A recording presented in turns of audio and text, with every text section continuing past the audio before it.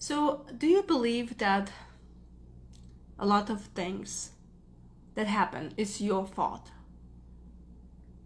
And I'm talking about those things that someone not happy about, or some things happened that somebody forgot something, or something didn't work out well, or somebody not happy, and immediately you think it's your fault, like I did something wrong. If you feel like that sometimes, you probably already know what I'm going to say. It's obviously that comes from a childhood trauma that you grew up of expecting always to be your fault. And it happened because the parent, the caregiver, most of the time will just take the negative emotions, the bad mood, the whatever it's in their way on you. And you will associate this as of the bad mood.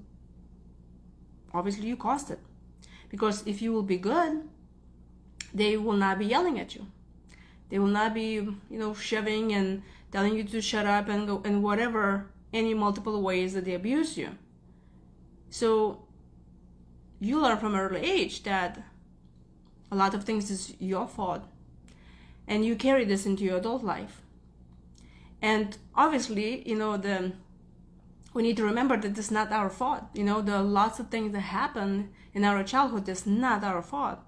And we as an adults can think, yeah, I totally understand this. I understand it's not my fault. And that little child, that was abused, you just want to give him a hug, a kiss, and say, look, it's not your fault, let it go.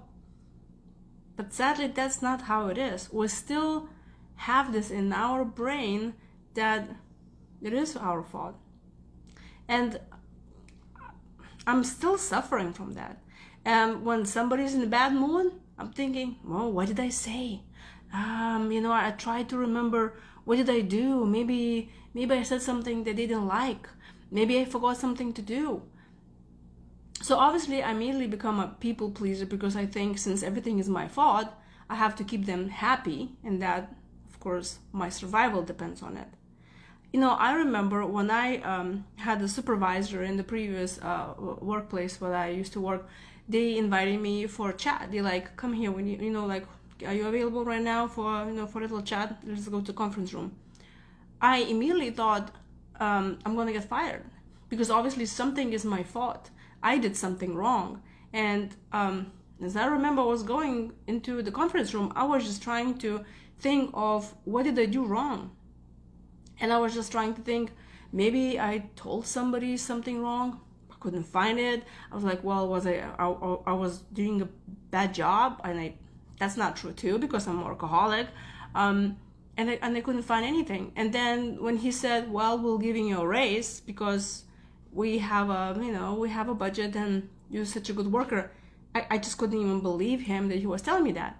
Because all of this time I was thinking that I was like positive 100% that I'm going to be fired. Because it's like, who even will tell you they will give you a raise? You see, that's another thing, is that I'm never expecting that anything is good is going to happen, because I've seen this since early age, that good things just don't happen. Only the bad things happen. And the bad things maybe will not happen if I'll behave. So everything is my fault. So I want to hear in the comments below, what is that you think you still keep yourself at fault? And then I want you to take a moment and really think and write it down, all of those times that you thought that you were at fault but turned out to be not. And I want you to read that list. The next time when you're in a situation, then you're gonna try to blame yourself, or like you are not good enough, you do something wrong, or this is all depends on you, and all of that negative emotions. I want you to read it and remind yourself that not everything is at your fault. And of course there could be some things that is at your fault. It's not like now from now on you think like anything I do is perfect. It's not. But we cannot just take 100% responsibility for everything that happens to us or other people. We need to really investigate and say, is it really what I'm doing or I did is really my fault? This is what the consequences happen? What really happened? So try to look at that situation with a third person point of view. And imagine, I don't even know this person said this person did that. Whose fault is it? And then judge. So it's another habit, but I can guarantee you, if you will start today of looking at the things that you are thought or not, your life will change little by little, but it will.